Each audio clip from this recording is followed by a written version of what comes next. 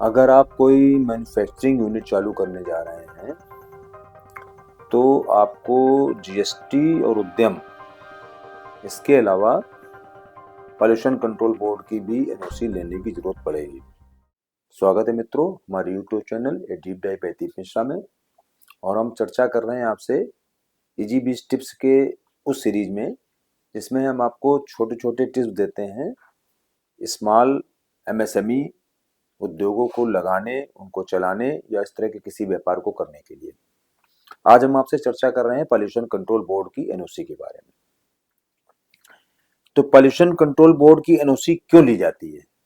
पहली बात तो ये कि ज्यादातर ये जो है मैन्युफैक्चरिंग के केस में इसकी जरूरत पड़ती है।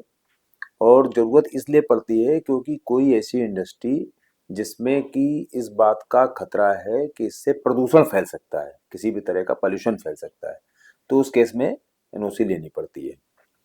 इस दृष्टि से अगर देखा जाए तो जो पॉल्यूशन कंट्रोल बोर्ड ने उद्योगों को 4 श्रेणियों में मोस्टली बांटा है। जैसे सबसे कम प्रदूषण वाले उद्योग, जैसे पैकेजिंग का काम है, या जैसे रेडीमेड गारमेंट का काम है, मोबाइल रिपेयर का काम है, साइबर कैफे का काम है, इस तरह के जो काम होते हैं इनमें जो एनओसी की प्रक्रिया होती है वो बहुत ही साधारण सरल टाइप की होती है। इसके अलावा एक होती है ऑरेंज कैटेगरी, जिसमें मध्यम स्तर का प्रदूषण होता है। जैसे फूड प्रोसेसिंग कोई यूनिट है, डेयरी प्लांट है, प्रिंटिंग प्रेस है, प्लास्टिक की मोल्डिंग का काम है, इस तरह के ना। इसके अलावा एक रेड कैटेगरी होती है। रेड कैटेगरी में क्या होता है, जिसमें ज्यादा प्रदूषण होता है ना। रेड का मतलब ज्यादातर खतरे का निशानी माना जाता है रेड। तो उसमें जैसे केमिकल की कोई फैक्ट्री है, डाई मैन्युफैक्चरिंग की फैक्ट्री है, टैनरी है, या फार्मास्यूटिकल मैन्युफैक्चरिंग की है, इस तरह के जो होते हैं उनको उच्च प्रदूषण वाले उद्योगों में की श्रेणी माना जाता है। इसके अलावा एक आता है व्हाइट कैटेगरी, मतलब जिसमें बहुत कम या मान लीजिए प्रदूषण होता ही नहीं है। जैसे आईटी कंपनी हो गई है ना, कोचिंग सेंटर हो गया, कोई ट्रेडिंग का बिजनेस हो गया है ना, इस तरह के जो होते हैं इनको एनओसी की जरूरत ही नहीं पड़ती। मतलब इस तरह का कोई आप अगर काम कर रहे तो इसमें एनओसी की आवश्यकता ही नहीं पड़ती है। एनओसी इसमें जो ली जाती है पॉल्यूशन कंट्रोल बोर्ड से, वो दो तरह की होती है। एक तो कंसेंट टू स्टेब्लिश होती है, मतलब हम व्यापार स्टेब्लिश करने जा रहे हैं इस बात की एनओसी।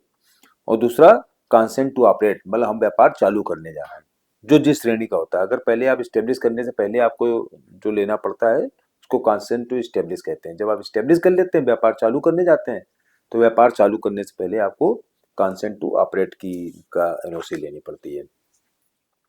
इसका जो एनओसी लेने का, जो क्लियरेंस लेने का जो सिस्टम है, वो भी ऑनलाइन ही है।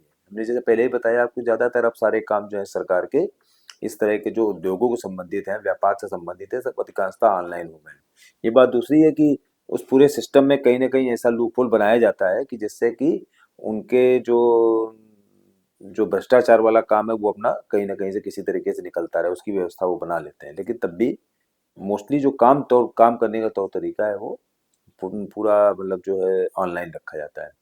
इसमें ऑनलाइन रजिस्ट्रेशन इसमें भी है। इसमें इंडस्ट्री की जो कैटेगरी होती है उसमें चुनने का जो सिस्टम है वो मतलब थोड़ा ध्यान रखने वाला है कि जो कैटेगरी चुनते हैं उसी से आपका आगे का सिस्टम डिसाइड होता है कि आप किस कैटेगरी में आएंगे। उसमें फिर उसी के कौन सी कैटेगरी आपके ऊपर लगेगी। उसमें उद्योग का प्रकार आपको भरना पड़ता है, मशीनरी कौन कौन सी लगेगी वो डिटेल भरनी पड़ती है। इसमें पानी और बिजली का उपयोग भरना पड़ता है। वेस्ट मैनेजमेंट आप कैसे करेंगे उसकी डिटेल भरनी पड़ती है ना। डॉक्यूमेंट जो अपलोड करने पड़ते हैं, जैसे जमीन के कागजात हो गए, साइट का प्लान हो गया, वहाँ का प्रोजेक्ट रिपोर्ट हो गई उसकी ये, और उद्यम का और जीएसटी का रजिस्ट्रेशन, इस तरह की चीजें आपको उसमें भरनी पड़ती हैं। ऑनलाइन की फीस की पेमेंट हो जाती है। और जरूरत पड़ने पर जो वहाँ के अधिकारी हैं पॉल्यूशन कंट्रोल बोर्ड के, वो आके इंस्पेक्शन करते हैं और उसके बाद एनओसी आपको मिल जाती है अप्रूवल के बाद। इसमें मतलब ध्यान रखने वाली क्या बात होती है कि आप पहली बात तो गलत कैटेगरी ना चुनें, क्योंकि गलत कैटेगरी से फिर आपका आगे का सिस्टम गड़बड़ होगा। आपने बताया नहीं आपको कि कौन कौन से प्रकार होते हैं उद्योगों के, तो उसी प्रकार अगर चेंज हो जाएगा तो फिर दिक्कत होगी। वेस्ट मैनेजमेंट का प्लान अपने पास तैयार रखें कि अगर जो वेस्टेज उससे निकलेगा, किसी भी उद्योग में जो वेस्टेज निकलता है उस उसका डिस्पोजल कैसे होगा, इसका आपके पास पूरी प्रॉपर प्लानिंग होनी चाहिए कि हम कैसे करेंगे। और कंसेंट टू स्टेब्लिश के बिना कोई मशीन न लगाएं, क्योंकि अगर इसके बिना कंसेंट टू स्टेब्लिश के ना मशीन लगा लेंगे तो उसमें दिक्कत होती है। पॉल्यूशन कंट्रोल बोर्ड से फिर एनओसी लेना बाद वाली कंसेंट टू ऑपरेट वाली फिर मुश्किल हो जाती है।